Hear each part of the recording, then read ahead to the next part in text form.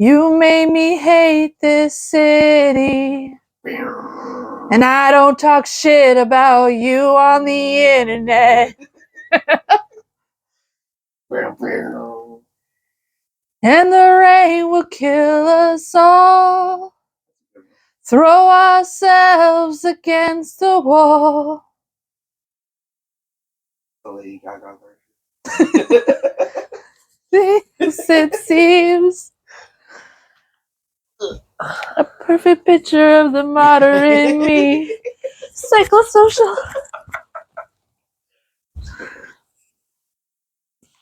Start the countdown.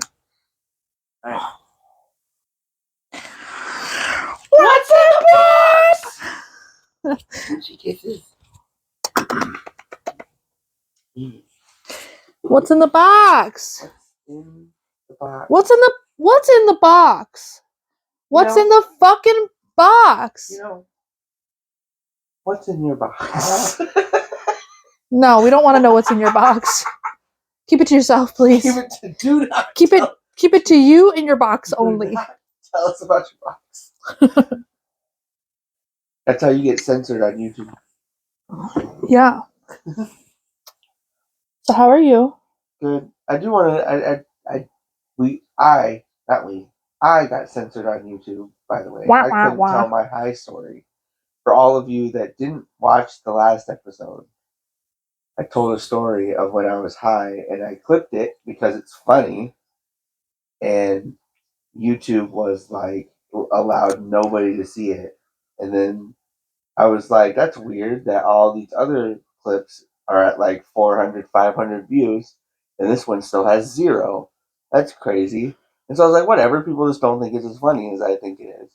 So I deleted it, and the moment I deleted it, the video itself got like 4 more views, and then the other 2 reels got like 200 more views, like within 5 minutes of me taking it out.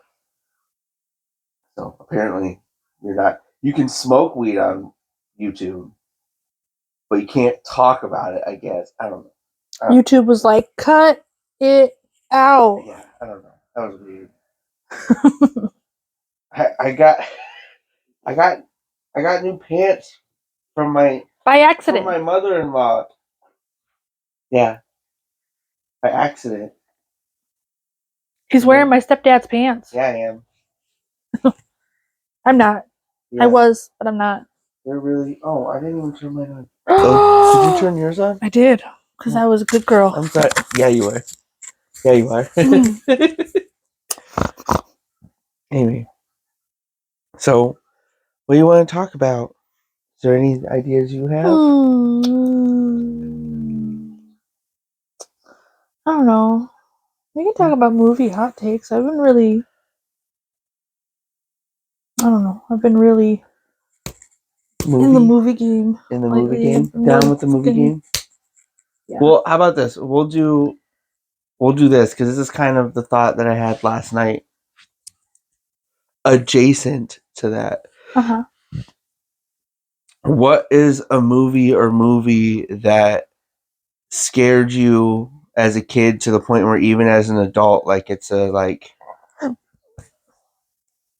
or creeped you out, I guess? Doesn't necessarily have to be scared, but like gave you the ewies that even now as an adult, like you're like, it still makes me feel eerie.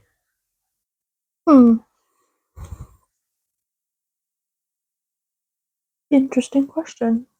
I can tell you mine. I can tell you a main one. I don't know. I guess of mine. I'm struggling with that question because all of the movies that really freaked me out as a kid into adulthood no longer freak me out anymore.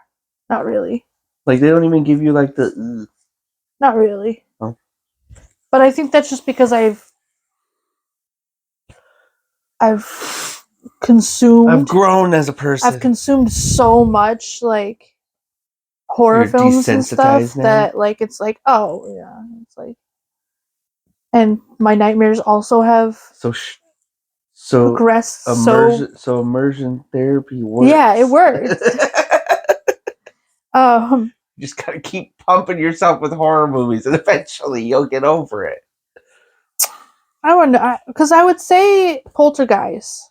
Yeah. Because Poltergeist messed me up as a kid.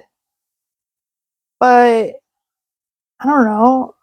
Then again, to be fair though, I haven't watched Poltergeist? The original Poltergeist in years. I think the last time I watched it, I was a kid. Like, I've seen clips of it here and there, but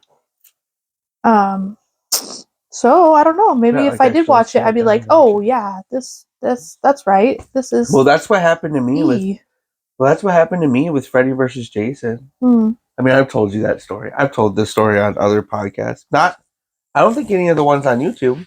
So, fresh hot take for those on YouTube.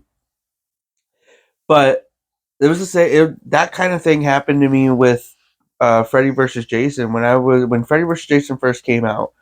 My mom and sister went to watch it, and they told us that we couldn't watch it because we were too young. I think we were like 7 or 8. Oh, I have one of those. 7 or 8 or something like that. I can't.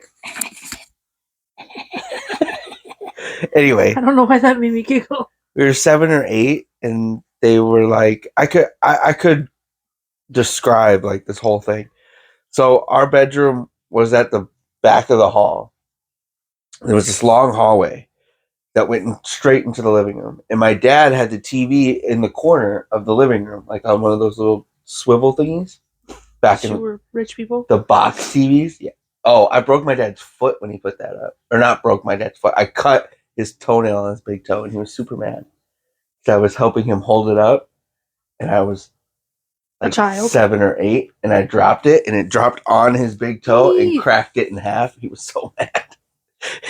Anyway, so like in our bedroom was at the back of this hallway. So if we looked out our bedroom, we could see into the living room with the TV, right?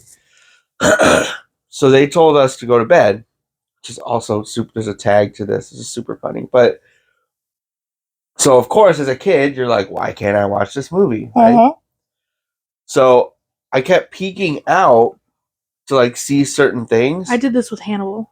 And, like, for the most part, it wasn't really scary. Mm-hmm. And then there's a part in there that later, when I became an adult, became funnier because one of the opening scenes for Jason, when they get to Jason, is him killing this girl in the woods.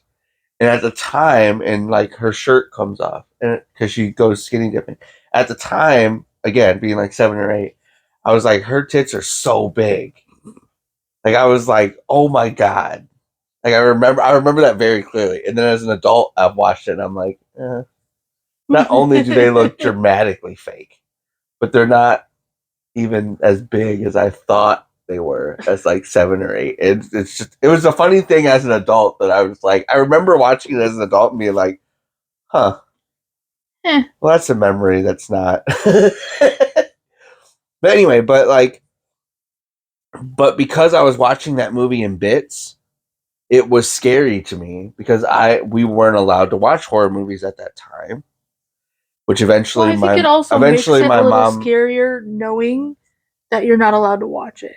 And I think it kind of gives you that, like, well, why is this so scary? And it kind of makes you scared before you even like. And then especially like Freddy versus Jason, like you can fight me on whether it's a good movie or not. I really don't. It's not really the point. But I hadn't seen any of the other ones. Like, you know what I mean? Mm-hmm. So like I'm getting bits because I'm only like watching like as much as I can poke my head out up down a long hallway. So like I can't really like I can see, but I can't like. And so like I'm seeing bits and pieces of like backstory because they do the backstory to both in that movie. And so like I remember it being scary because it was the first horror movie that I ever watched where I basically only got the bad parts. I didn't get the cheesiness that like now watch it as an adult. Like that movie especially is super cheesy. But I got like the scene where Jason's stabbing the kid in the bed and folds him up in the bed, and when Freddy is sharpening his things, and like when he kills the girl in the, like I got those moments those were the things that I saw. And so like I remember it being really scary in the time, and then like I said, like as I became an adult, I like watched it, and I've watched tons of horror movies, especially those two, and it's just it. As an adult, I was like, this is fucking cheesy. But I learned how to watch horror movies though, because after that, I ended up going to sleep before the movie was like. I ended up giving up because I was like, yeah. And I went to bed, and then I woke up later that night, and my mom and sister had fallen asleep to Finding Nemo. So like the Nemo screen was up, so I was like, oh, that makes sense. Like yeah. You watch something nice. So that's how I watched horror movies for a really like now I can pretty much watch a horror movie and then go to sleep. Not yeah, me too. But for a while there, no, I agree. Like, it was like I know how to do this. There was a section of my life where you couldn't get off the couch after watching a horror film. You had to immediately move over. But that's fair with the movies that you watch. Like I give you shit about The Collector, but that's fair. If you when you just watch a movie about people setting up traps behind your back and you don't know they're coming, I get not wanting to move after watching. Yeah, I was like I can't touch the floor. Yeah. I don't know if there's a booby trap. Like booby trap. Get out of here. You said trap. Yeah, so yeah. So my story, I have one just like that, but mine's a little different because I was allowed to watch horror films. I wasn't really like my parents didn't really hide anything from me as far as like media, films, anything like that. So when it came to the movie Hannibal, and they were like, we're going to watch a movie, you need to go to bed. And I was like, well, why can't I watch the movie? And they were like, because this one's really bad. You can't watch this one. I was like, how bad can it possibly be? Because, like, I've seen so much at this point. And at this point, I think I was like 9 or 10. So, like, my first horror film was Poltergeist at 5. Yeah. So like I'm like I've been watching horror films for 5 years, yo. Like how bad can this be? Well, that's what I thought was funny about the Freddy vs. Jason thing for me. Is that directly after that, my mom started watching horror movies with me. Yeah. I just thought that was weird that like up till Freddy vs. Jason, I wasn't allowed, and then after that, she was like, "Yeah, whatever." And I think the problem is it made it even more like I need to know. Yeah. Because it was like, what? And so I didn't do what you did. I didn't like watch, Yeah. Like I sat in my room stewing about it for a good minute before I finally decided to sneak down there and see. And she hasn't changed her tactics. I was able I was able to like watch it from the edge of the staircase, like come down the stairs and watch like from behind the wall of the staircase. And I just so happened to come down right at the dinner scene of Hannibal. Funny. And I remember him. Shout out Ray Liotta. Yeah. I remember him eating dinner with. Yeah. Was it Ray? Yeah. It was Ray Liotta. He's the one that has his head cut off. Yeah. Yeah. Yeah. Yeah. And I don't know why that part doesn't register to me as far as like him eating his own brain. Like I don't know why that doesn't register to me in that scene. Maybe it's because I just came down at like the end of the dinner scene, so it was like I didn't really get the full scene. But when he took him out on the balcony and I watched that part of the scene, immediately I went, "Oh, that's why I can't watch this," and I went back to bed. I was like, "Okay, got it. Never mind. Got it. I don't want to see this." I understand. Got it. Yeah, and I think honestly though, I think that sparked my night for like, what would you call it? Like torture horror. Like, I think that sparked my like Saw and like all that. It was like, oh, I like this genre. Like, yeah. It's a real. I want to see the insides of people. I said I kind of have said this to Alice the other day. I think last night or the night before. But because I was thinking about this, I was looking back and thinking about like movies I've seen as a kid or whatever. Looking back at. And I was like, you know what's really funny? That we had so many movies in our generation, like when we were growing up, about kids being kidnapped. Mm. And like so many that people just forget that they existed now. Like, okay. Like what? well, one, like Pinocchio. Oh yeah. But that Okay. was I but thought that you were was talking long horror films. but that was long. No. I'm talking about normal movies. Yeah.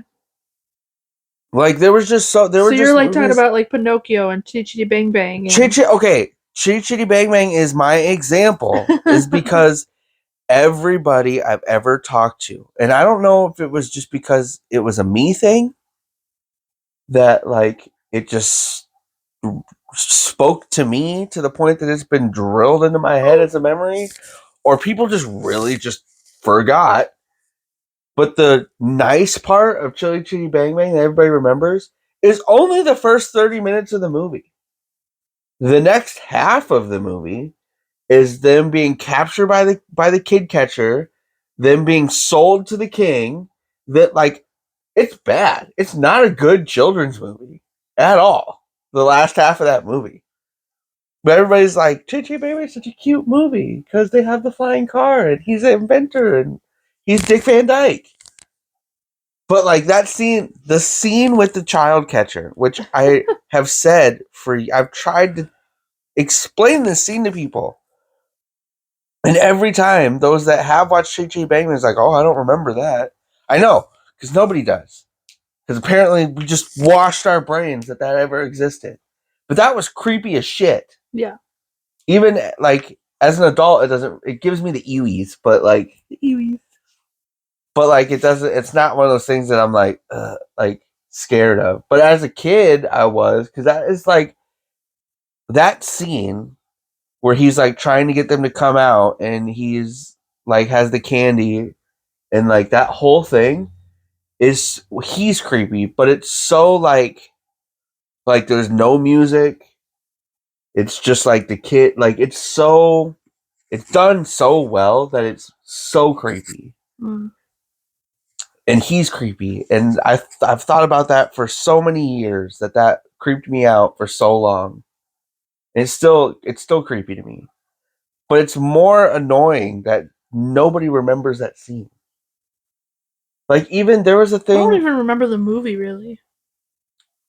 We could watch it. I don't mind watching it. I just think it's just. I don't think I care enough. but people have brought it up over the years, like different people in different things, and like it's fallen flat because nobody remembers it. Like the cover of Marilyn Manson's Sweet Dreams, that's from The Child Catcher. Like his face on the cover of it is because of The Child Catcher. And then what's his name? Harlan just did it on fucking Kill Tony. He dressed the whole thing, the nose, the long nose, the whole thing, and did the whole like intro, like the come on kitties, walking through the crowd, dressed up as him. Didn't hit because nobody understood what he was. Well, honestly though, but I think you're shaking the table. Sorry, but it's just. I think today a lot of things from when we were kids wouldn't really hit the same. Like I think if someone was to walk through a crowd with beer bottles and tinging them together, I don't think people would even relate that to media or films at all. We should just do a montage of like Warriors, things like and then the child catcher come out and play. And then the child catcher being like, "Candy, children, just do it just one after another, just all of the like creepy." Yeah, it'd just be fun.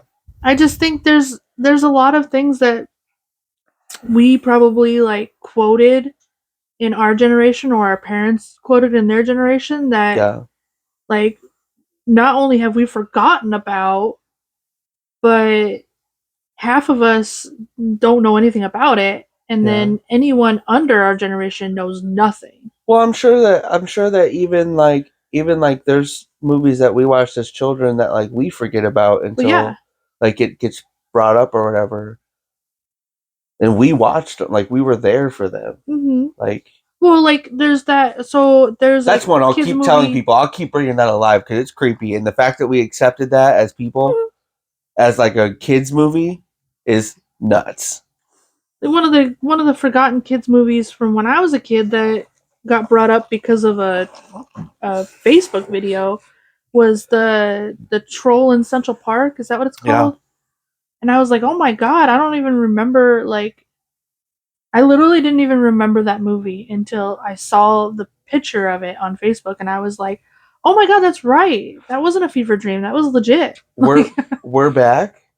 Same thing. Yeah.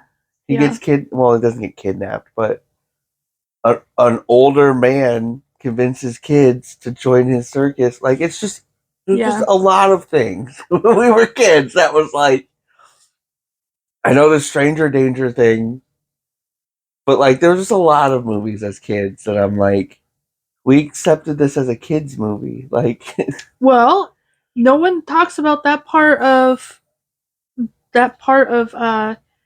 but All Dogs Go to Heaven. Yeah. They don't talk about the little girl. Like, how fucking traumatizing. Yeah. Or Anastasia. Yeah, the Rasputin. Yeah. Yeah. Yeah. Yeah, we grew up in a weird time of kids' movies. Yeah, which I'm not saying, like, I'm not... Dead dads all around. I'm not saying, well, because they were never there. At least their dads were dead. Yeah, didn't just leave. At least there was a reason their dads weren't around.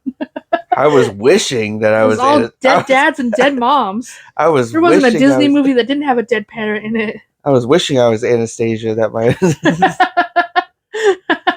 I was just going to show up one day and they were going to be like, we've been looking for you. But then again, I guess it really hasn't changed, because if you think about it, like, Rapunzel is not so much our generation, it's more of my kids' generation movie. Yeah. And Rapunzel also was very much like, oh. Yeah. Like, oh. Also, Rapunzel's mom, or not mom, but like... mother. Yeah. Yeah. It's fucking horrible. Creepy. Also, that too. We could go down the line of things that were probably influential and fucked up for us to watch as children. But like that too, the fact that they portrayed every step-parent in every Disney movie as like... this horrible person. The horrible person. Yeah. But even in TV shows and stuff, the step-parents weren't like the horrible person, but the kids always hated them. Yeah. It's pretty on point. But yeah, there was just I was thinking about that the other day, about how it's just weird. Like, it's weird that our parents let us do and go wherever in a time that we really didn't have cell phones. Mm-hmm. And the only real way is to find a random person or a friend's house phone to call your house, or somehow find a payphone. A payphone.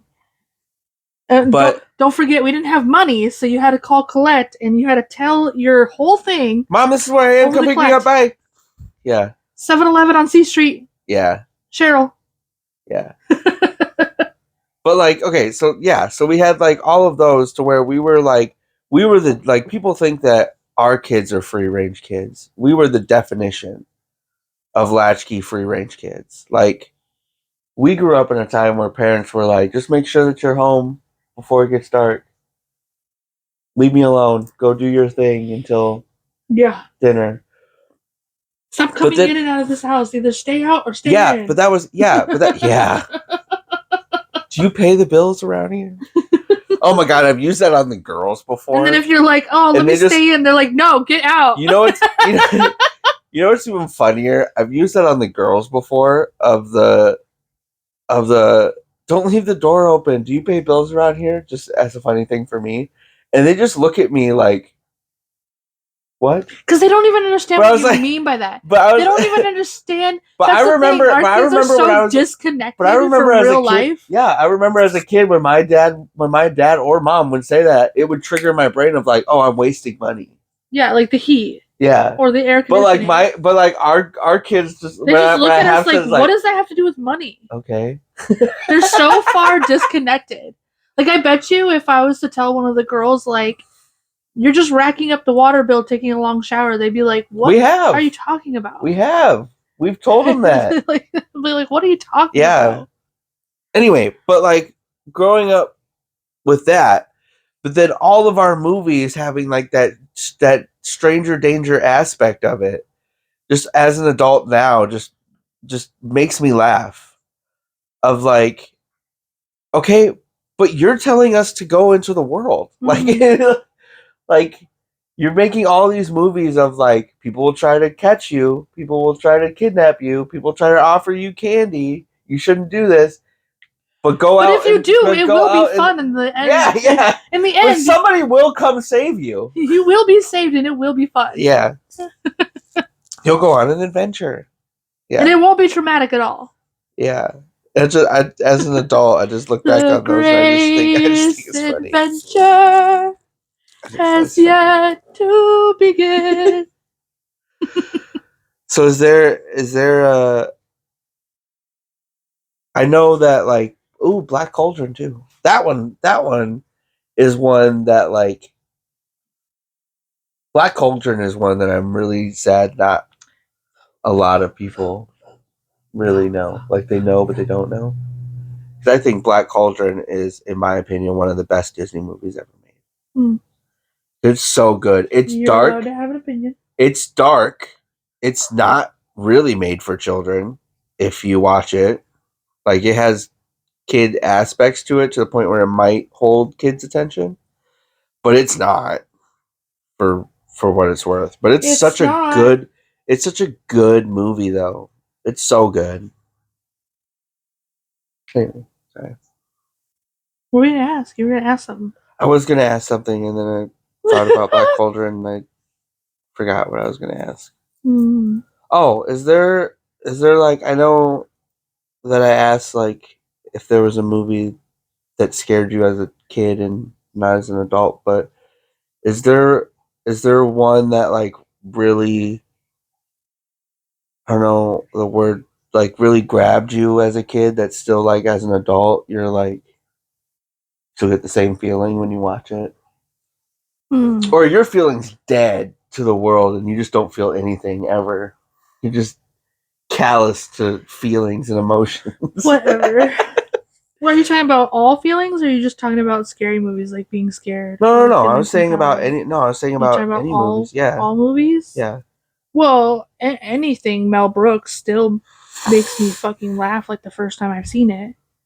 And then obviously you've seen it personally with Get Him to the Greek. Yeah. I cannot watch that movie without hysterically laughing. It doesn't matter. I've literally sat there and watched that movie 3 times in a row in the same day and was hysterically laughing the third time watching it. Like, I don't know what it is about that movie, but it cracks me up. And then I don't know, just like there's like Dune. A lot of blood makes a really big I don't know why I'm in love with that movie so much, but I watched that movie as a kid and I fell in love with it. Beats me. And the original Dune. I like the new ones too, but the original Dune, I fell in love with it as a kid, and every time I watch it, I'm so intrigued, which is so weird because it's so slow. And normally I can't stick with slow movies. Normally I can watch bits and parts, but I can't watch the whole thing. I can sit still, not do anything else, and focus purely on Dune for the entirety of that movie. It's crazy. And I don't understand why, because it's not in the realm of movies that I would normally be able to do that with. But it doesn't matter how many times I watch that movie, I could sit and watch it without having to do something else. I don't know. Which is not normal for me. I usually have to do something else while watching a movie, so. I don't know if there's a lot of movies, just because of how my brain works, like even movies that like I do like and like am watching for the first time, I'll still like in and out, like be on my phone or like whatever. Mm-hmm. But I have movies that like I can rewatch 100 times a day and it wouldn't really bother me. And I know them so well that like even in times where I'm not watching the TV to watch it, I'm watching it in my head. Like I know, like even if I'm on my phone during that part, I'm still watching it in my head. Like I still can see it. Like I can watch like Grind's one of them for sure. That like I know that movie so well and I love that movie so much that like I could watch that all day and not.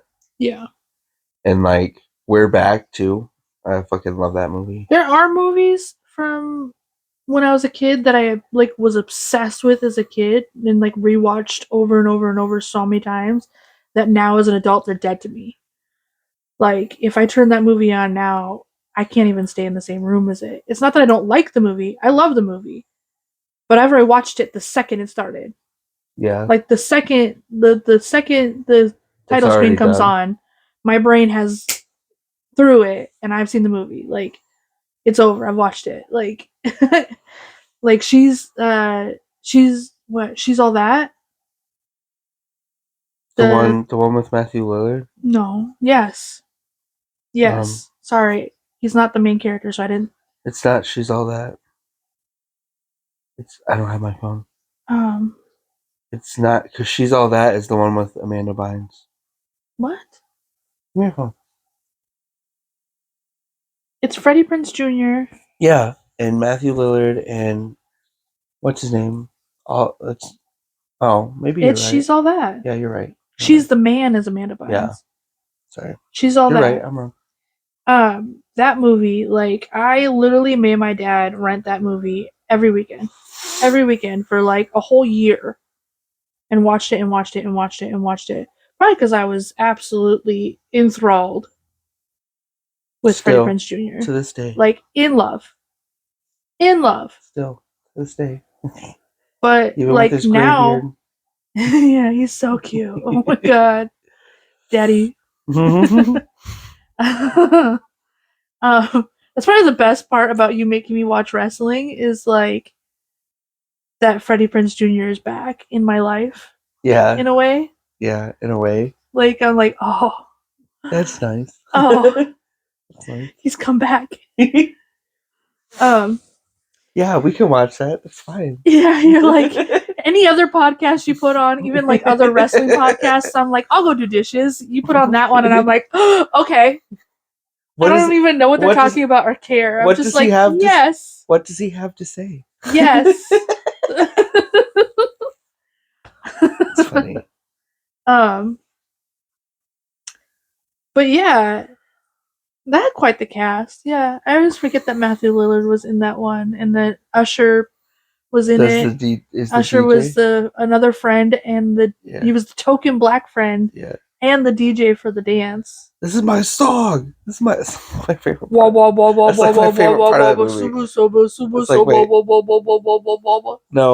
it's at the house party. Yeah, when he's like, "This is my song," and he starts doing the break dance. Yeah, it's like one of my favorite. It's like one of my favorite. It's like one of my favorite scenes in that movie. It's so good. It's so good. You know what made me upset, and I understand that. Like, I'm gonna preface this with, I understand that Alice is like finding her thing, and like finding like what she likes and what she doesn't, and her way of doing that is just shitting on everything until she finds something that she likes. So like anytime we're watching anything that she's not interested in, she just shits on it the entire time. Yeah. Of like, this is stupid. Why you do this? But she said something the other day that I was like, girl, enough. Don't. I can't remember. Oh, we were watching Salt Lake City Punks. No. And it was just me and her. I don't want to know. It was literally just me and her. And we were watching, and it was like the first like 15, 20 minutes of the movie. And it gets to the part where he introduces everybody at the party. And she goes, so he just plays like a stupid stoner in every movie that he's in? And I'm like, don't do that. Girl, you're breaking my heart. No, don't do that.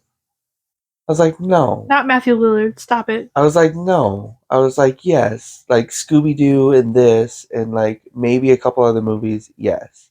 I was like, but he's not stupid at all in Salt Lake City Punks. I'm aware.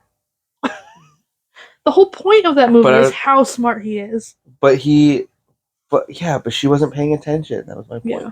Anyway, I was like, no, like, yes, in a handful of movies because that's what the character is. But, like, no, there's tons of movies that Matthew Lillard's in that he's actually really good. I was like, he's not a stupid stoner in Five Nights at Freddy's because I know that she'd seen that movie. Mm-hmm. And she's like, well, yeah, I guess, but that's like him as an adult. And I was just like, stop talking. Because you're going to make me want to yell at you. And I just don't want to do that. Yes. In the 90s and early 2000s, people got casted based off of a role that they've already played. Yeah. And so, yes, sometimes they get casted over and over and over as the same character. But no, he is not always that character. But for what it's worth, in that case, Matthew Lillard also didn't play the same. Like, Scooby-Doo, really, is the only one that he played multiple times the same person. Like, if you think about his run, like, during that time, he did Scream, which, sure. He did Scream. He wasn't idiot stoner, though. He was like a psychopath. I know, but he was dopey, is what I'm saying. Yeah. But I'm saying, like, I'll give you that. I'll give you She's All That. She's All That. He was terrible. But like 13 Ghosts. Yeah. He wasn't like that. That's probably. Oh, we should watch that one again. Ooh. That's probably one. That's probably one of out of his entire run. Really, before Scooby-Doo, that's probably the most dramatic role, besides like the scene in Salt Lake City. Oh wait, pause. That movie though. What? That movie does still give me the creepies. 13 Ghosts. What about it? No matter how many times I've seen it. Is it the naked lady? No, it's with the really high nipples. No, yeah, no, it's the nail. It's the nail guy. Yeah. But also, that truck scene gives me a feeling that when it's spewing the blood, when the truck's spewing the blood, gives me a feeling that I've gotten since the first time watching that movie, that I still get today watching that movie. And it's not necessarily like a creepy heebie-jeebie feeling. It's like a fuck yeah feeling. Like, yeah. I don't know. Every time I see that movie, I'm like, ho ho ho ho ho. Jazz. I'm like, every time that blood comes out, I'm like, yeah. This is what we have blood budgets for. That's what we do. Like, I remember when I was in my senior year of high school. Well, all the way through high school, I thought about it, but my senior year, I finally said it out loud. And they were like talking about, and that was when I lost all of my friends. Yeah, pretty much. They were talking about the senior prank, and I was like, we should go to the. Oh my god, it'd be so good. I know. It'd be so good. I know. I was like, because stupid stuff like people letting cows into the fucking. Yeah, in my high school or in my town, it was a very small town, but we had a dirt racetrack for like dirt bikes and like that. And it was a big thing there. Like, everybody did it on the weekends. Everybody went and watched it on the weekends. Even if you didn't know anyone who rode, you went and watched. Like, and even if you like didn't go to watch anything, you knew about the racetrack. And so I was like, we should go to the racetrack and like pour a bunch of like dye or Kool-Aid into the water trucks. Mm-hmm. So that way when they go to spray the racetrack, it's like, and people were like, that's stupid. And I was like, okay. I don't think it's stupid. And I never brought it up again. It would have been even cooler. And I never brought it up again. It would have been cooler. The engineering of high schoolers has to get better.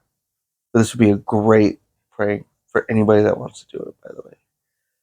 But I always thought, kind of to your point about the truck, I always thought that it'd be cool for a senior prank to do that with the sprinklers. Yeah, like Blade. Like Blade. Yeah, like Blade. Exactly like Blade. Yeah, and then set the fire alarm off so it comes. Yeah, I always thought that was cool, but also there's things about setting fire alarms off now that. probably could actually get in trouble. There's a lot of things about our childhood that's actual charges now. Yeah. And I'm like, what? Yeah. Like, yeah. I was always disappointed, not that I participated, also not that I stayed for my senior year, because I wasn't even in high school my senior year. But, like, I was always super disappointed with the senior pranks. Like I said, like, you want to know what they did that year? Our major senior prank was that they let somebody brought cows from their farm and let them in the school, like, while everybody was in class. So it wasn't even like that was better than ours. It's just. Do you want to know what our senior prank was? What? They put railroad ties in front of the gate for the bus yard. So when the bus drivers got there in the morning, they had to move a bunch of railroad ties before they could get the buses out onto the streets. I mean, that's kind of funny. Except for it didn't affect anyone but the bus drivers. Yeah. Literally no one. No teachers, no school, no kids were affected. Only the bus drivers. No kids were affected in this prank. Yeah, that's one of those pranks that needs to be, like, recorded for people to really, like, look at them moving all these railroad ties. Well, not only that, but it still isn't a senior prank. No one I'm just saying, that you're supposed to be affecting with it got affected. Yeah, but that's what I'm saying. Like, and also nobody knows except for the bus drivers and the people that did it. Like, the point of a senior prank is that everybody at the school is supposed to, like, see or, like, and be affected, acknowledge, even if they're not. It's supposed to affect the school and the teachers. That's the whole point of a senior prank. And, like, honestly, the best prank I ever saw in high school was when we had like modules in the back of our high school where the history teachers all were. So, like, all of the history classes were in, like, a separate, like, little, like, trailers. Yeah, where they could. And the history teachers used to park their cars behind the trailers.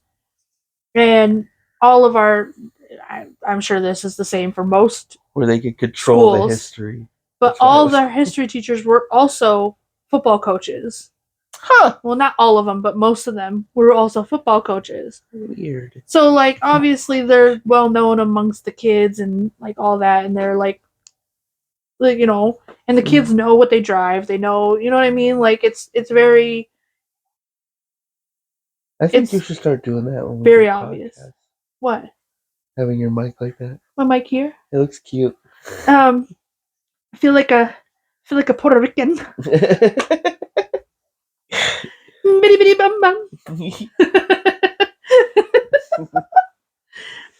Anyway. Sorry. Your history teachers that were also coaches were in the back of the school to control the history being taught. Yeah, anyways. So this kid comes into class and he's like, hey, I don't know who owns that white pickup back there, but someone just stole the tires off of it. And the coach is like, what? And he's like, yeah, there's a white pickup behind the module and, like, the tires are gone. It's just up on cinder blocks. And the coach is like, you're joking. And he's like, no, for real. Whose truck is that? And he's like, what? And I've never seen him run out of the classroom so fucking fast. Like, I swear this man took the whole wall down with him. He was just like, whoosh. Obviously, the truck was fine. Nothing happened to it, but, like, and I know that seems lame now, but it was really funny to watch. That would have been funny. And it was way better than the fucking... Yeah. That would have been funny if it really was true. Yeah, they actually did. Like, it were really... Yeah.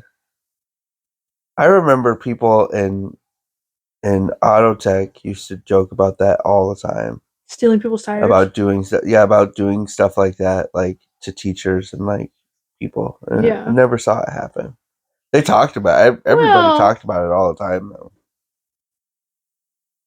I always thought it would be funny. Like, now as an adult, I would be pissed. But as a kid, I was like, that'd be funny. Like, you're going home. And this is how funny, like, I remember thinking as a kid, I'm like, that'd be funny. You're going home to your kids and your wife, and you can't because you have no tires. You can't. That would be funny. And you can't. And then, like, now as an adult, I was like, I would be so fucking mad if I walked outside and my car or truck had no tires and I had no way of putting them back on. Yeah. Yeah. Do you remember the show on MTV about senior pranks? Yeah. Do you remember that? Yeah. That literally just came to me. I didn't even remember that was a thing until I didn't remember it until you just said it. And I remember the one. I was even going to say no a until lot of the pranks flashed in my head. I don't remember a lot of the pranks from that show, but I remember the fish one where they broke in the middle of the night and they put fish in all the vents. Yeah. Oof. That sucks. Yeah. That. Oof. So I can actually talk about it, Meow. I started a new job. Woo! Yeah, I quit my old job. Zach's officially an Amazonian. Yeah, I am. Amazonian. I'm the first male Amazonian that they accepted. Sure. I get to meet Wonder Woman. Anyway. But yeah, I quit my other job. Hell yeah, we did. Got out of there. Hell yeah, we did. Yeah. I was like, fuck this shit. Yeah. I'm out. That's what he said. So now I work at Amazon. Yep. Actually, I haven't really talked about this because like I've been trying not to talk about it. I've been trying to enjoy like not having a job and people not being like, well, what are you gonna do? Well, how are you doing? Well, like things like that. What are you gonna do? Yeah, I've just been trying to enjoy like being home and being with the kids and like stay at home things because like I've said in prior podcasts, I really never had the chance to do that really. I've always been working, so I've been trying to like enjoy that. So I didn't want to bring it up to anybody because how does that make you feel? it makes you feel good. Like I really like. To be honest, like it's really nice. Like I like it. I like being home. I like being able to actually do things with the girls and with Wyatt and have the time to do it and not be like, oh, I gotta work another holiday. I gotta work another 6 days so we can cram all of the stuff you want to do in one day if you want to do that. If not, we'll wait till next week when I don't work again. Or not even one day because you have to sleep. Yeah. You have to cram everything that we want to do throughout the week in 5 hours. 5-hour span. Yeah. Because I have to. Because one, I didn't sleep last night, so I have to sleep. But two, I have to go back to sleep because I have to work early tomorrow. Yeah. So. Yeah, it was just a lot of like. There's a lot of things that I really enjoyed about that job, but like obviously, like me and you talked about when we were talking about me quitting, is that like also I've been doing it for so long that I told my told my dad this a while ago, not telling him that I quit, but I told him a while ago I felt like I hit a ceiling and it kind of registered that I was never going to be able to get through that. Mm-hmm. That like I had done all the jobs that I was able to do in that company. And I wouldn't say mastered them, but I got to a point where I was better than most of the people around me at those jobs. And then I had tried to move forward and move up and whatever. And it was always like, not right now, not right now. Well, you need this degree. Well, if you want this, then you're going to have to go back and get this schooling for this. And I had 10 years of experience for people that had none in those jobs. Yeah. And so it just came to a point where I was like, without me taking time, I work 6 days. I have a life. So without me taking a chunk of time out of being with my family and like seeing them, like the girls grow up and Wyatt grow up and like taking that away, like those experiences away, I'm never going to get any higher than what I am right now. And then I was like, and when I was talking to you, I was like, I have enough experience that it'll transfer over. I've done enough jobs consistently that I can use that for any job that I go to. Mm-hmm. And then I told you my main thing was that, like, I just don't want to miss anything else. Like, I don't want to go from this job to another job where I'm going to still end up working 6 days a week. I'm going to still end up, like, having to do a whole bunch of overtime to make bills. Like, I'm tired of that. I've done that for so long of just, like, trying to maintain, like, working all the time and doing it just to maintain that. Like, I just don't want to do that right now. I don't want to anymore. I don't want to miss this. And then the girls are Wyatt and is grown up, and I'm like, well, at least I paid for a house. Like, yeah, it's not important to me anymore.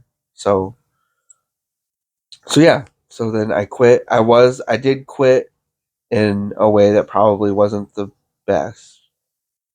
But also I knew, and I messaged my supervisor too about it and apologized, but but fuck those motherfuckers, mama, I don't trust them. well, yeah, but it was one of those things of, like, I knew, and I talked to you about it after. I knew that if I didn't, I would just make an excuse. Because I did my 2 weeks, I typed it up, I turned it in, I was like, this date is my last day. And I was fully intending on doing the full 2 weeks. And even, like, my supervisor even asked me many times of, like, are you really going to stay the whole time? And I was like, yes, I am, because that's the right thing to do. Nobody ever does that. They always just have a big emotional breakdown and they're like, I'm fucking done. And I don't hate the people there. So, like, I understand the you're leaving me fucked if you just leave. And so I did. I fully intended on, like, doing that. And then after I gave my 2 weeks, my grandma died. I spent the first week down there, like, with my family and my mom, because she was down there for the whole thing.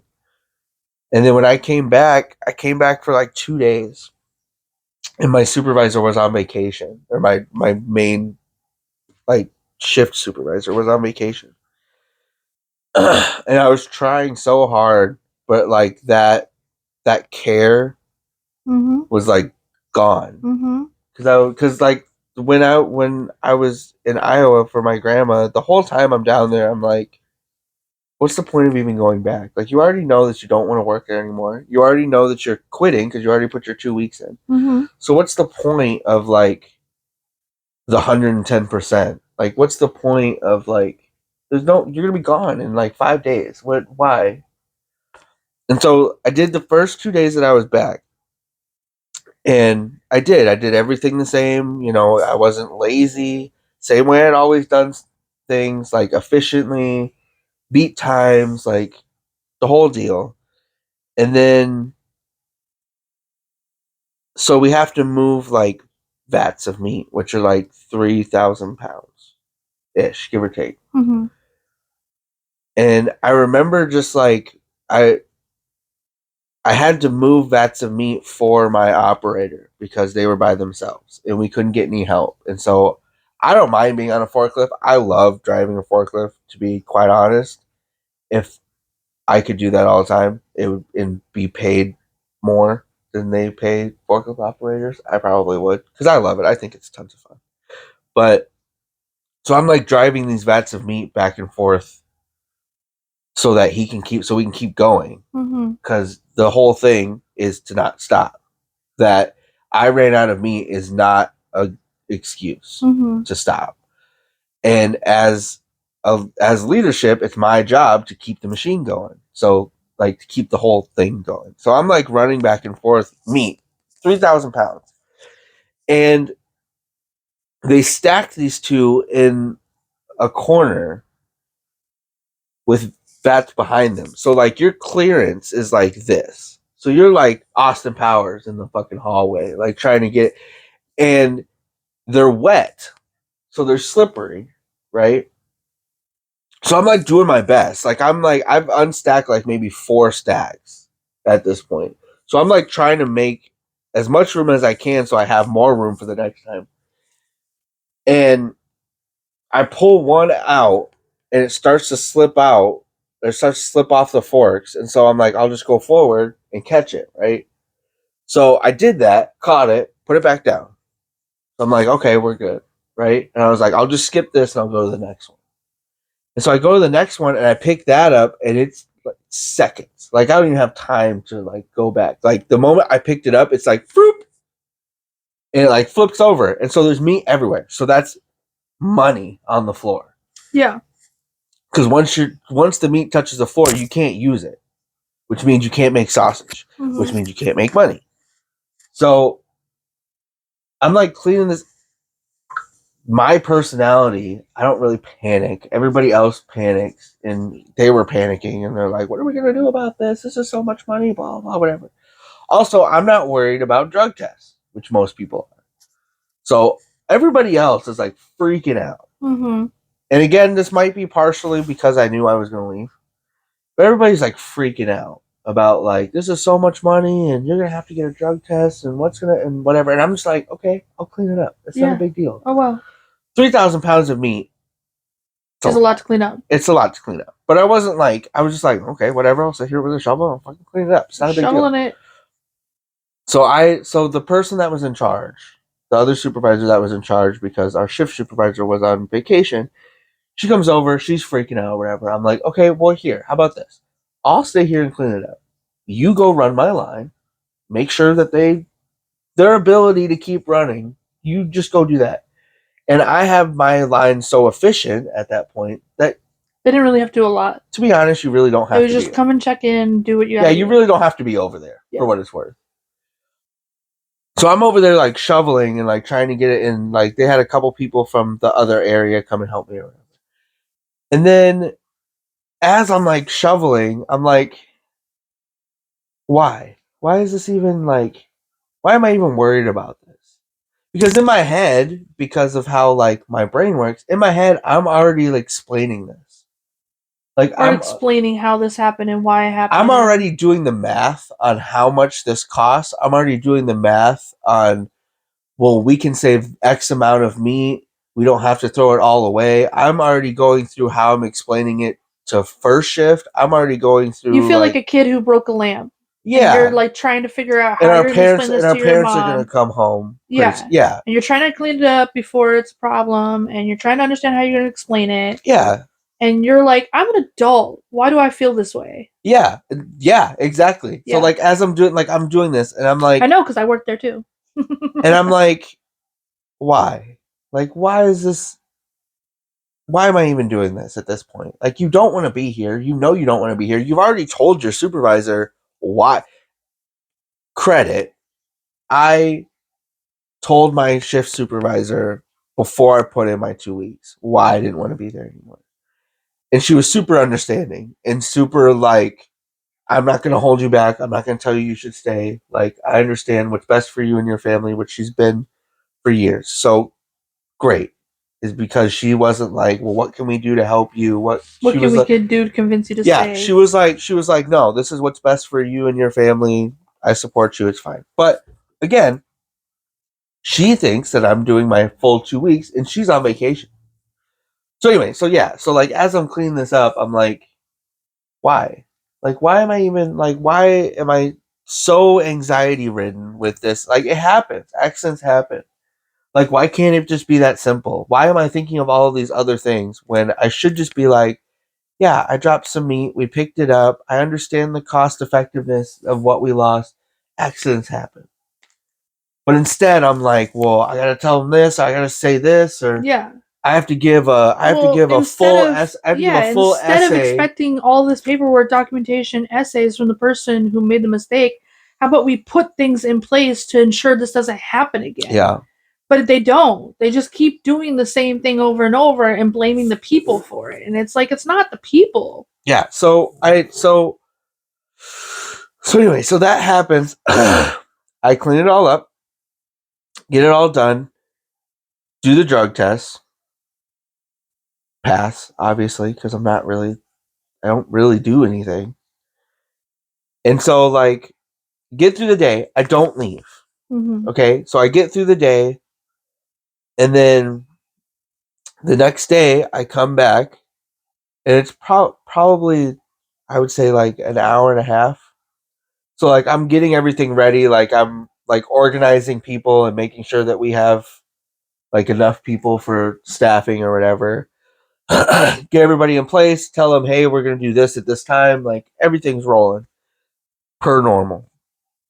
And so I go back to my desk and I'm responding to the emails about that incident. Yeah, that you're already getting. And so this is the next day. So like I said, first shift and the first shift shift supervisor, I've already told this story. Yeah, we've already talked about it. We've already done this. So like I'm responding. You've already done the song and dance with multiple people at this point. Yeah, so I'm responding to the emails of like, yeah, this is what happened. You know, this is the cost analysis. This is, you know, how much we lost, how much we saved, efficiency, blah, blah, whatever. And so I'm responding to this email and I responded and then I'm sitting there and my boss, which me and him, we've known each other the whole entire time. So it's not really like a boss. He just happened, I stepped down from being a boss and he just became my boss. But like, we're really friends, so it's really not like a boss person dynamic. But like he just had his baby, so he wasn't there. So it's just me by myself. And I remember sitting there after responding to this email, and I'm just watching because we have a window where we can see everything that's going on. And I just remember watching everything go on, and I'm like, this is so efficient that I literally don't have to be here. And I wasn't here for half of a shift yesterday cleaning up this meat. And it went fine. And nothing happened. Yeah. Like, and this is not narcissistic of me, to my credit, I made it that way. Like, all the people that were there are people either I hired or took over to that line, and I made it self-sufficient. Like, I put people in certain places. I gave people a little bit of power, a little bit of say in certain aspects so that they could make their own decisions and wouldn't have to ask me at everything. They knew the right things to do. They knew the things they couldn't do or shouldn't do. And they knew the points to call out of like, I need help. They were super self-sufficient. And I remember just sitting there being like, what else are you supposed to do? Like, you know what I mean? Like, I'm literally just here answering emails for no reason. And this is all just running like the way it should. And so, again, going back to the same thing of like, I'm almost done. Before I messaged you, I messaged Mikey, which is my boss. And I was like, I think I'm done. And he was asleep, so he didn't see it. And then I called the supervisor that was in charge of the shift.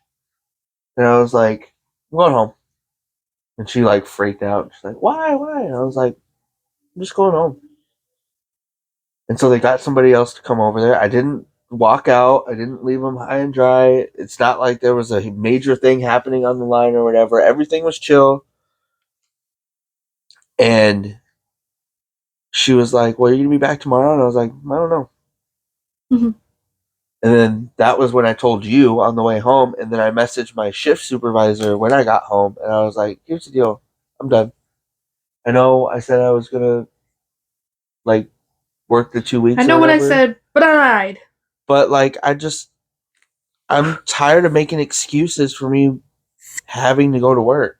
Like, at that point, it no longer became and I've said this, and I think people don't take this as serious as I feel like they should. I wasn't having fun anymore. It wasn't fun for me to go to work anymore. It was me making excuses to myself of why I should be why there. You needed to go to work. And I don't want to be, I know that sounds like the excuses fail a lot. Older people would say, you don't need to like your job. That's not the point of a job. No, but you do. Well, I would agree. Okay. I would agree to a point. I would agree of like, yes, if you're working at like McDonald's or whatever, you don't need to like your job. It's a job. Okay, I get it. But when you're working 6 days a week, when you're at work more than you're at home, yeah, when you're at work, to like your job. Yeah, you need to like your job. Like there needs to be a reason why you like going to work other than, well, they pay me money. Anyway, and so like, so yeah, so I messaged her and I was like, here's the deal. Like I already told you why I don't want to be there. I was like, I can't do it. Yeah. Like obviously she was upset and whatever, but she wasn't, I don't know. She's always been really good to me, at least. She wasn't upset in a way of like, how dare you do that? She was just upset in a way of like, that sucks. That like, yeah, this happened while I was gone. That sucks that this is happening, yeah. Yeah. So anyway, so yeah. And now I go back to what? And now I go back to work at Amazon, which is the opposite because like, although there's still problems because there's problems with every company. Yeah. The benefits to working at Amazon, other than working where we worked before at Psalms, is that the vacation, I don't have to get approved by anybody. No. So like if I'm like, they do have blackout dates. Yes, but where they're like, you can't ask for vacation between these dates because we're not going to approve it. But the rest of the year, you could literally walk out in the middle of your shift, use vacation, and it will be approved. Yeah. That's what I was saying. It's not like when we worked at Psalms where like if something were to happen to you or the girls and me be like, I have to go, like they would be like, you can't. Or they'd be like, well, you're going to have to take a point because we're not going to approve your vacation. Yeah, because we're not going to approve your vacation because it's not in advance. They don't do that at Amazon. Literally, the second you put vacation in the app, it comes up approved. Yeah. So that's a benefit because that was one of the things that I was having a problem with.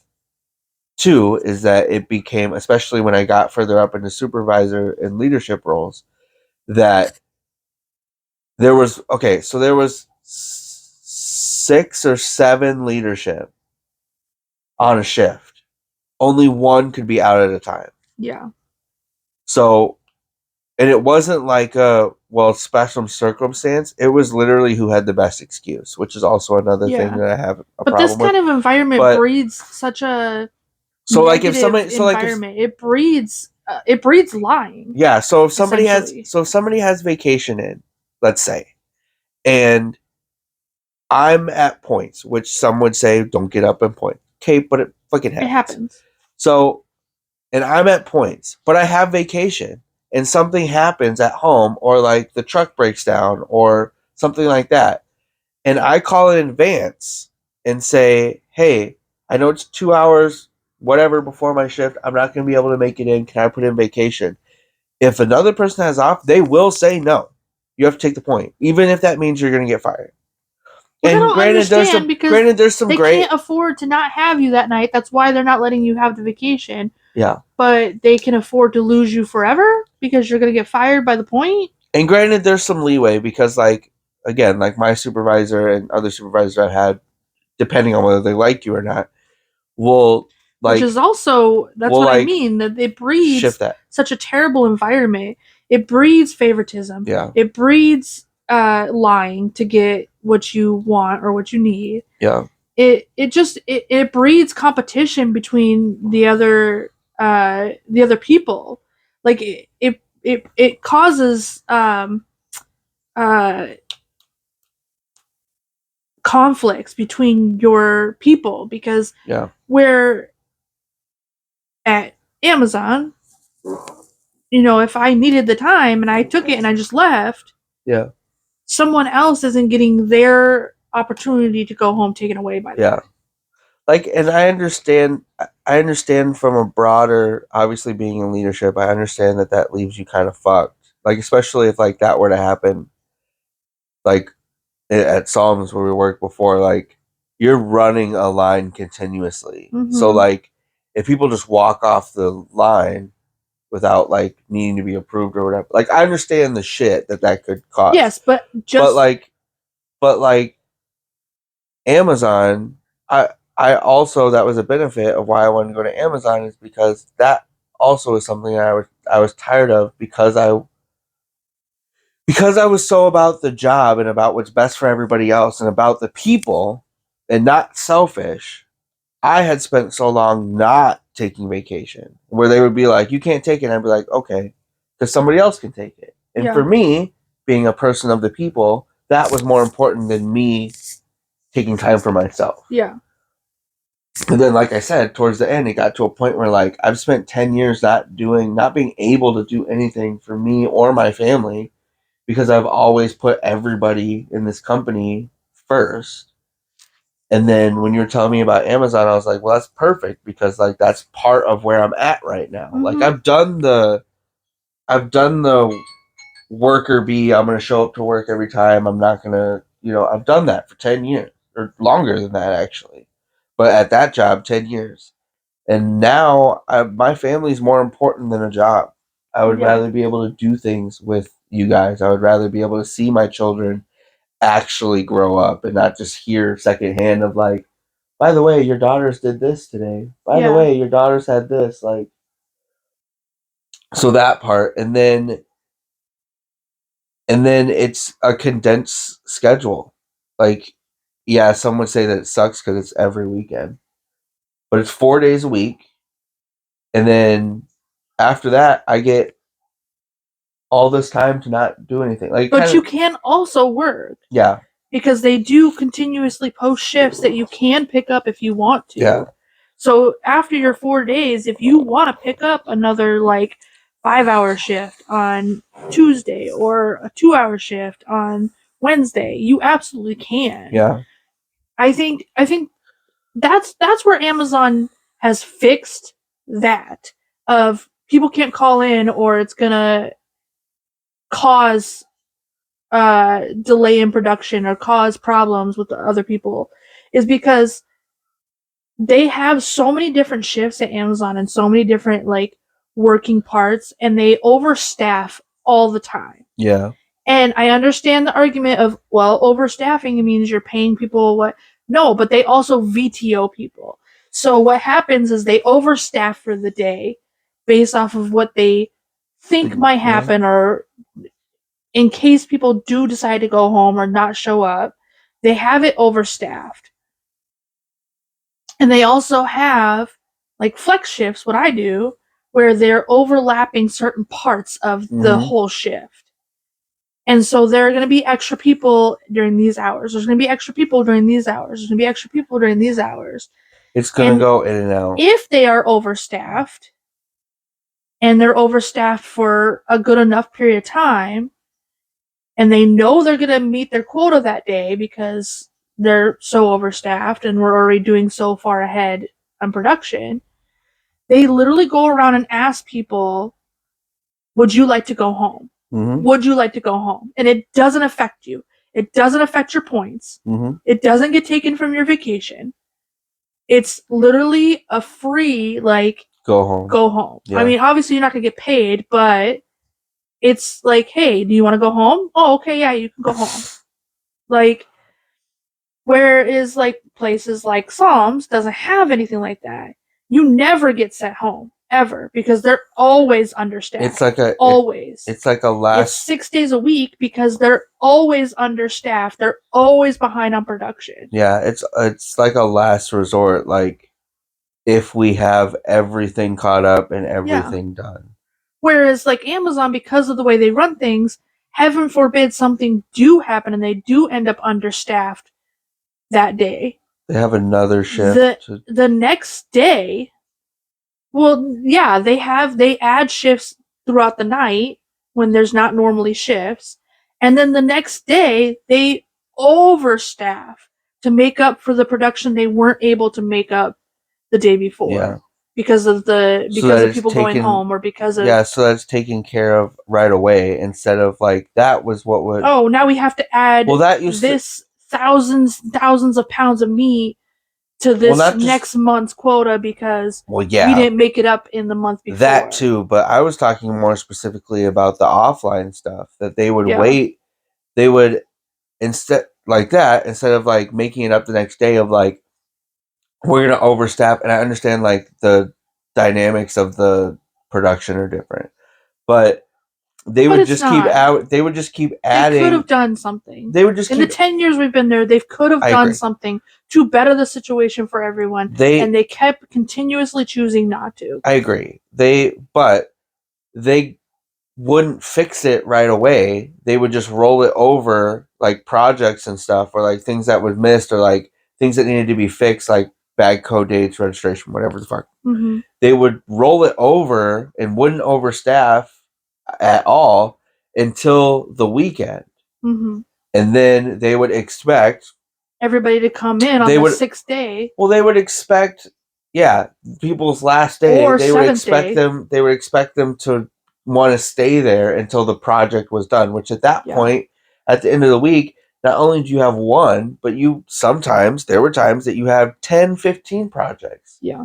And you expect people to want to work there, like you said, their 6th or 7th day, mm-hmm.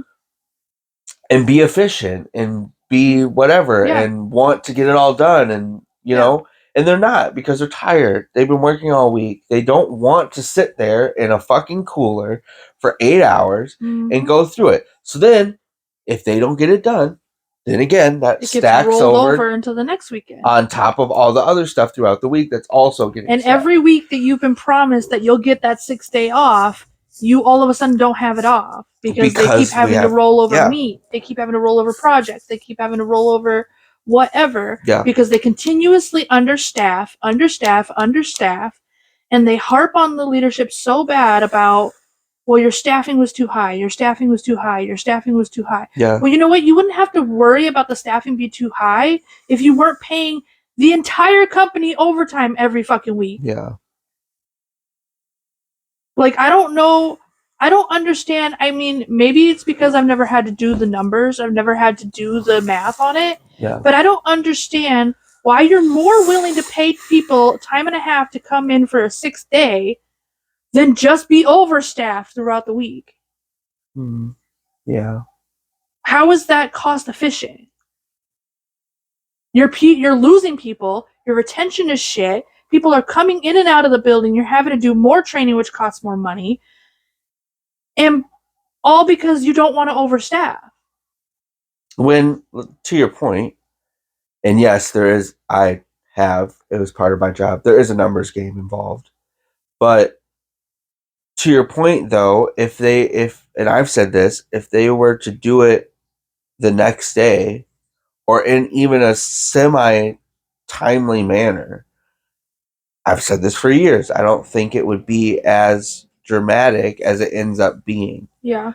And I understand that we could break this down so much harder too, though, because if you think about it, with the way the retention is there, if you think about it, if you had we could have more a whole people, thing about this, if you had more people I can there talk about it now, that had been there for 10 plus years, yeah.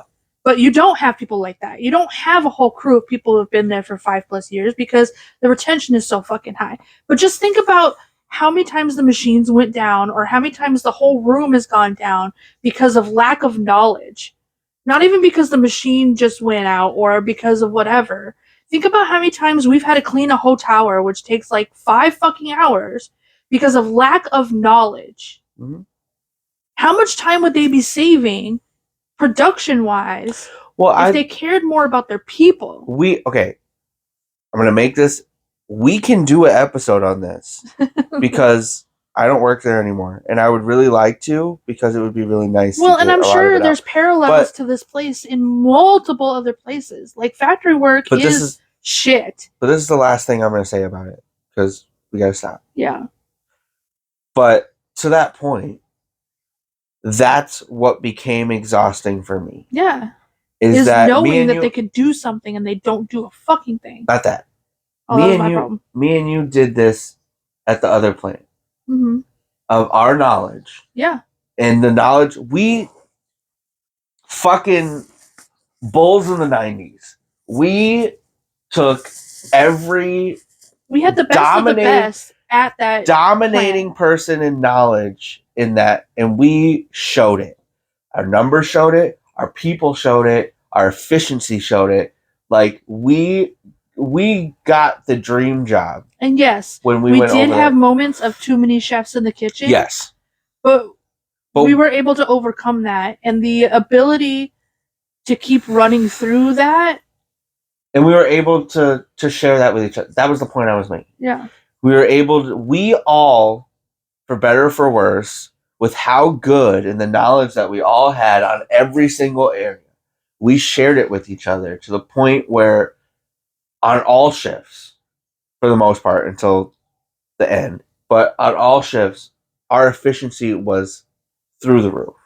And to this day, if they're honest, they will say that when we started that line, it was the best it's ever been.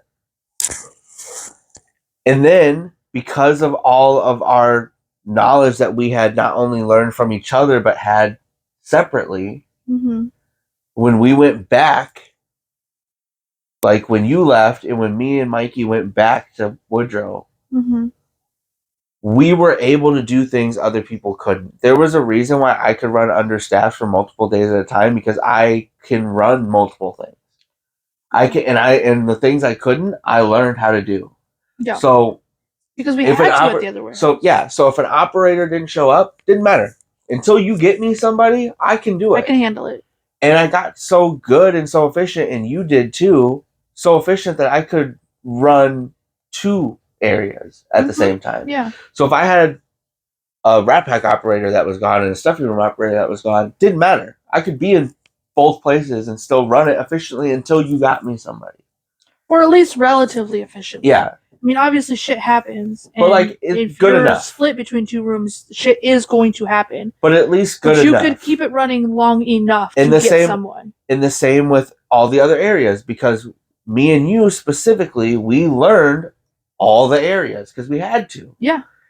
And that was I didn't have to. Well, I chose to. Well, that was a big part. That was a big part of it at the end, is that I was doing that so often, and I was seeing so many people. Like, for example, I was short 6 people, which is in every other area is like you can't run. But because of how efficient I had my crew, and because I'm so efficient and good at multiple things, I kept it running. And it was making me so frustrated that I would see people not only get their staffing, but added 5 to 6 people. While I'm short 6 people, and they couldn't keep their shit together. They still couldn't. And the company's still funneling them people. While I'm keeping the plate spinning, not happily, very stressed. Not just me stressed out, but like other people that are helping. Your crew is stressed. Multiple days in a row. And I was being told, well, yeah, because you can handle it.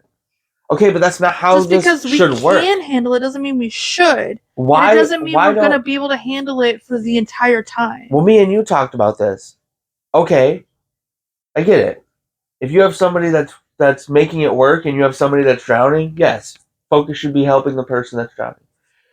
Me and you talked about this, and I said this to my supervisor because I was tired of hearing that. Of like, well, yeah, you can handle it. Focus on getting that person better people instead of more people. Why can't they? That was the part that bothered. That started to get more and more prevalent, and why more and more I was like, I'm done. Is because it never got. It was always Zach can handle it. It was never what can we do to make these other people so they can do that. Yeah. It was, well, he can handle it. He can do it. He can operate by himself. He can give himself breaks. He can do all these things. So we'll funnel all our efforts into this person with just giving them things. Instead of, why can't they give a break? Why can't they learn how to operate? Why can't they learn how to change a role? Why don't they know the temperatures that they should be at? Seems how they run the same thing every fucking day. Why do they not know how to troubleshoot? Why do they not know these things? Instead of fixing those issues, they were just like, well, we'll take Zach's people because he can run super short because he knows how to do all these things. We'll funnel it over there so their night is easier. And that was the stuff that I was like... But that was the worst part, too, because they couldn't even done spinning the plates for you guys. Because they made you run so short-staffed, they couldn't take the people who knew what they were doing. You needed the people who knew what they were doing because you were so short-staffed. So they were just funneling people who didn't know anything over to this other line that they didn't know anything. So it wasn't helpful. It was just extra people to say that there were extra people. It was just extra hands to be like, they struggled so bad, they needed these extra people, and they still struggled. Yeah. So anyway, so that was other than me wanting to be home more. Mm-hmm. That was a big thing. Is that like I said, I had spent 10 years at that point being as good as I am, and doing that for the sake of like I said, the people, and like I can sit here and spin the plates and be stressed if your night is better. Like that was my whole thing when I got into leadership. That's why I learned so much. That's why I became so good and efficient at different things. Is I can carry the burden so you can not be stressed out all night. Mm-hmm. And I got to a point where I felt so taken advantage of that people just thought that was a given.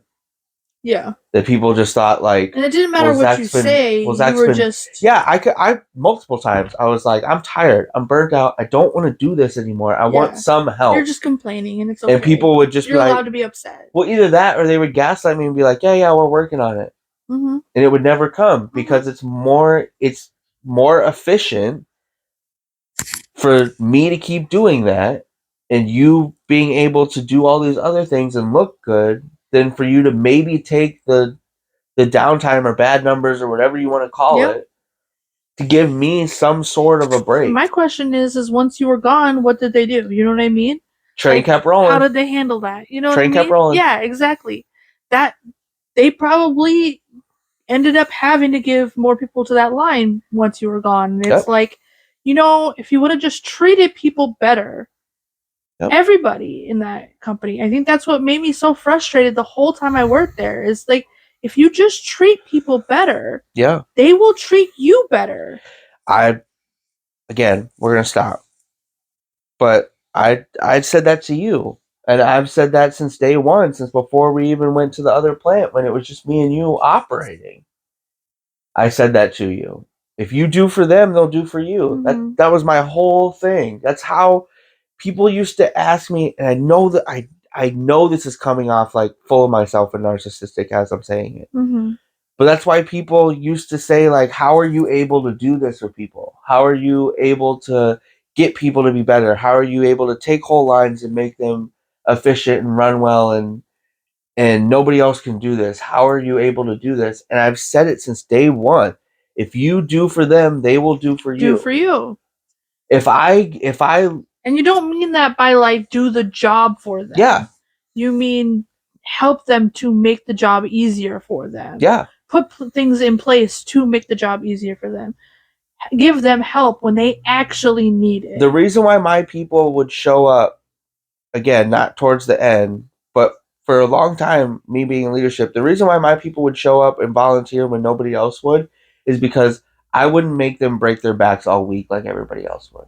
I would be out there. I would be helping them. I would be giving them breaks. I would be letting them, take extra long breaks because they had a rough week. Like, I would be doing all these things. So when it came time for me to be like, I need you to be here this weekend. I understand we've been working 6 days. I understand you're tired. I'm tired too. I just need your help. I would word it different, but basically, like, I just need your help to come in. They would for me. Mm-hmm. They wouldn't do it for anybody else. If anybody else would be on that line and ask them to do it, they tell them to fuck off. Mm-hmm. But like, there's a reason why that happened is because I'm also doing for you. I'm not just expecting from you. I'm not just asking you for things. I'm also doing stuff for you to where you can see that I'm not just expecting you to pay my check.